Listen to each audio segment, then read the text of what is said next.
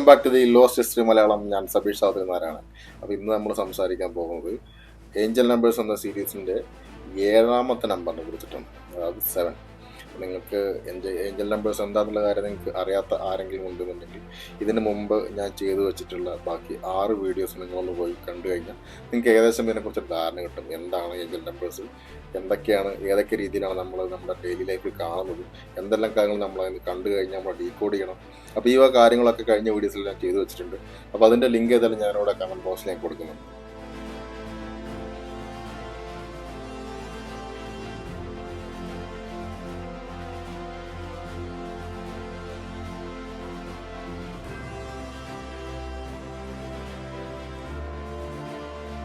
Seven. അപ്പോൾ 7 എന്ന് പറഞ്ഞ സംഖ്യ നമുക്കറിയാം, നമ്മുടെ എല്ലാ മതഗ്രന്ഥങ്ങളും എടുത്തു പോയി കഴിഞ്ഞാൽ 7-ന് ഒരു പ്രത്യേക പ്രാധാന്യം കൊടുത്തായിട്ട് നമുക്ക് കണ്ടിട്ടുണ്ട്. അപ്പോൾ ഇതിനെ ബേസ് ചെയ്തിട്ട് ഞാൻ മറ്റൊരു വീഡിയോ ചെയ്തിട്ടുണ്ട്. 7 തലയുള്ള സർപ്പം എന്ന് പറഞ്ഞിട്ട് ഒരു സംഭവം ഞാൻ ചെയ്തിട്ടുണ്ട്. അതിൻ്റെ ലിങ്ക് താഴെ കൊടുക്കുന്നുണ്ട്. അപ്പോൾ ആ ഒരു വീഡിയോ കൂടി നിങ്ങൾ കാണുകയാണെങ്കിൽ കുറച്ചും കൂടി നിങ്ങൾക്ക് ഇത് കണക്ട് ചെയ്യാൻ പറ്റും.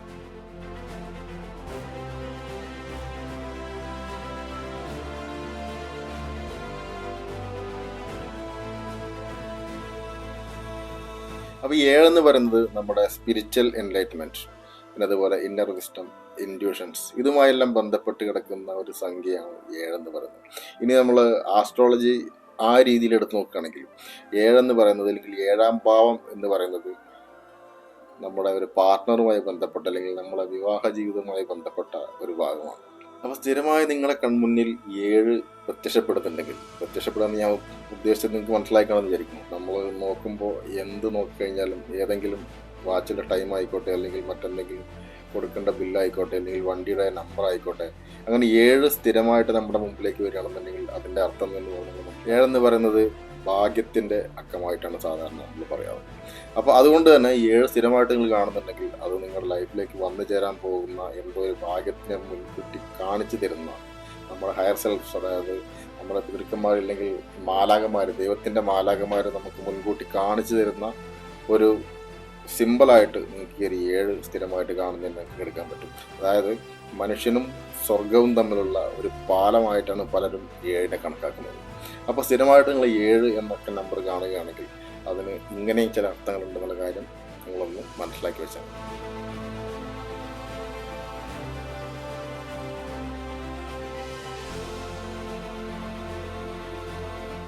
ഇനി 7ൻ്റെ തന്നെ മറ്റൊരു പാറ്റേൺ ആയ 777, അതായത് 77, ഇത് നിങ്ങൾ സ്ഥിരമായിട്ട് കാണുകയാണ്.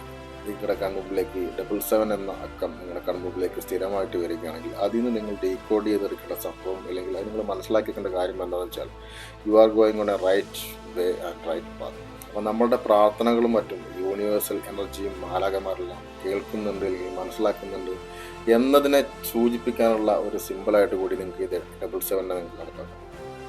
ഇനി മറ്റൊരു രീതിയിൽ പറഞ്ഞാൽ, നിങ്ങൾ മറന്നുപോയിട്ടുള്ള എന്തോ ഒരു കാര്യത്തിനെ ഓർമ്മിപ്പിച്ചെടുക്കാനുള്ള ഒരു ആഹ്വാനമായിട്ട് കൂടി 77 പലരും കണക്കാക്കുക.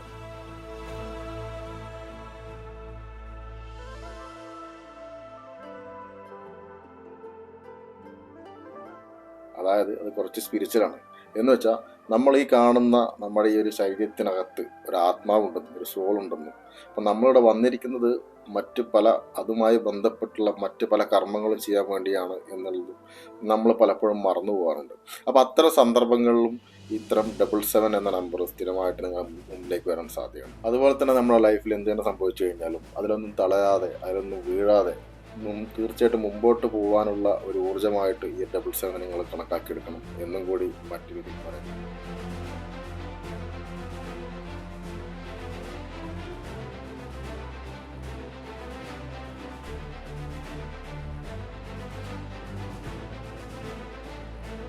അടുത്തതായി 7 സീരീസിൽ വരുന്നത് 777 ആണ്. 777 ഇത് ഭയങ്കര പവർഫുൾ ആയിട്ടുള്ളൊരു ഫ്രീക്വൻസിയാണ്. അപ്പോൾ ഈ ഒരു ഫ്രീക്വൻസി നിങ്ങൾക്ക് സ്ഥിരമായിട്ട് നിങ്ങൾ കാണുന്നുണ്ടെങ്കിൽ, അല്ലെങ്കിൽ നിങ്ങളുടെ കൺമുമ്പിലേക്ക് എത്തുന്നുണ്ടെങ്കിൽ, അത് നിങ്ങൾ മനസ്സിലാക്കേണ്ടത് നിങ്ങളുടെ പ്രാർത്ഥനകളും മറ്റും കാര്യങ്ങളും നിങ്ങൾ എന്താണോ ആഗ്രഹിക്കുന്നത് അത് നിങ്ങളിലേക്ക് സംഭവിക്കാൻ പോകുന്നത്, നിങ്ങളിലേക്ക് എത്തിപ്പെടാൻ പോകുന്നു. അപ്പോൾ ഈ ഒരു കാര്യം ഇതിങ്ങനെ സംഭവിക്കാൻ പോകുന്നത് മുന്നോടിയായിട്ട് നമുക്ക് കാണിച്ചു തരാനുള്ള നമ്മുടെ ഹയർ സോൾസിൻ്റെ, അല്ലെങ്കിൽ ഹയർ സെൽഫ്സിൻ്റെ ഒരു ആഹ്വാനമായിട്ട് നിങ്ങൾ ഈ 777 കണക്കാക്കണമെന്നാണ് പറയുന്നത്. മറ്റു രീതിയിൽ പറഞ്ഞാൽ പ്രപഞ്ചം നിങ്ങളെ ഇഷ്ടപ്പെട്ടു തുടങ്ങിയിരിക്കുന്നു. അതിൻ്റെ കൂടി ഒരു സിമ്പിളായിട്ട് ഈ 777 നിങ്ങൾക്ക് എടുക്കാൻ പറ്റും.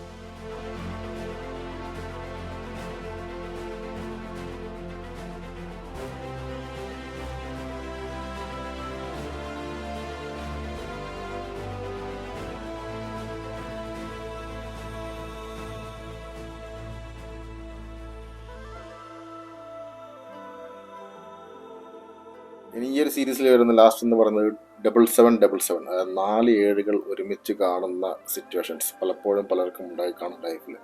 അപ്പോൾ ഈ ഒരു സംഭവം എന്ന് വെച്ചിട്ടുണ്ടെങ്കിൽ അത്രയും നിങ്ങളുടെ ലൈഫിനെ മാറ്റാൻ പോകുന്ന, അത്രയും പവർഫുള്ളായിട്ട് സ്വാധീനിക്കാൻ പോകുന്ന എന്തോ ഒരു മാറ്റം നിങ്ങളുടെ ലൈഫിൽ സംഭവിക്കാൻ പോകും.